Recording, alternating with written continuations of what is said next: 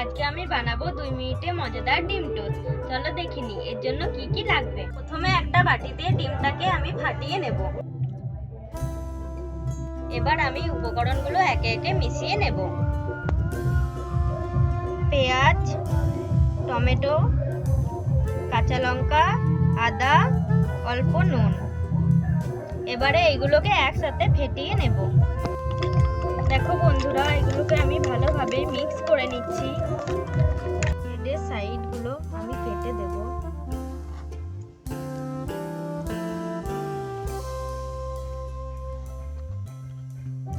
এরকম ভাবে ব্রেডের সাইডগুলো কেটে বাদ দিয়ে দেব।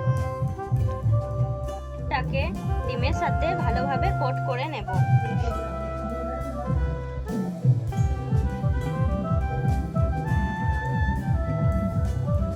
এবার কড়াইয়ে দিয়ে দেব।